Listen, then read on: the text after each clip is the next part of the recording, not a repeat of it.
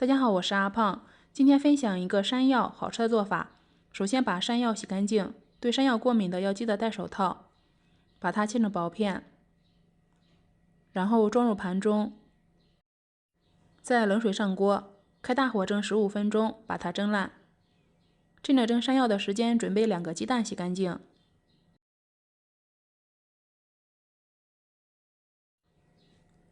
这个时候山药已经蒸熟了，把它取出来，稍微降温，然后把洗干净的鸡蛋加进来，再用叉子压成鸡蛋山药泥。现在向里面加入3颗酵母，先搅拌均匀，使酵母溶解。大碗中再加入300克面粉，把捣好的山药泥加进来，使面粉与山药泥充分搅拌均匀，搅拌成絮状。如果觉得面粉太干，还可以加一点清水进来。这个面团一定要和得软一些，这样做出来才会好吃。揉光滑后把它收圆，然后盖上保鲜膜，常温发酵至体积2倍大。接下来小碗中加入30克玉米面，再加入1勺椒盐粉、1勺13香、2勺食用盐，用烧好的热油烫一烫做油酥。玉米面做的油酥吃起来会更香哦。面团已经发起来了，先在案板上撒上干粉防粘，取出醒好的面团，稍微揉一揉排排气，不要过分排气。把面团底部收严实，撒上干粉，还是为了防粘。然后取出长擀面杖，把它擀开，擀成厚度约2毫米的长方形，再把油酥倒上来，用刷子或者是直接上手把它摊平，涂抹均匀，然后从一边开始卷起来，卷成一个大长条，然后分成7到8份，取出其中1份，先用手摁扁，再把2头封起来，防止漏油酥。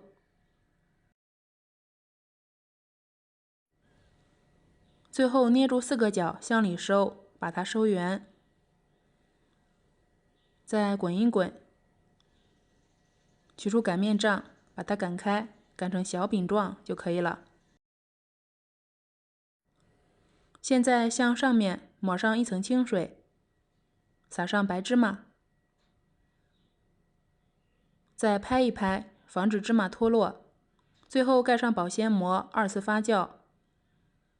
2次发酵好的状态就是拿起来手感非常的轻飘飘的就可以了。取出电饼铛，刷上食用油，选择馅饼模式，放上2次发酵好的面饼，上面再撒一点油，盖上盖子，先烙3分钟左右。3分钟后再翻个面，这样可以使芝麻烙得更香。现在就能够闻到芝麻的香味了。然后再合上盖子，再烙2分钟左右。检查一下，用铲子按压能够迅速反弹，说明内部已经熟了。这个时候就可以出锅了。香喷喷的山药鸡蛋饼就搞定了。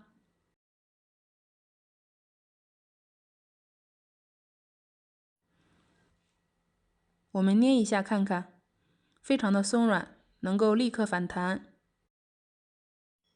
这个饼刚出锅的时候，表层非常酥脆，吃起来很香。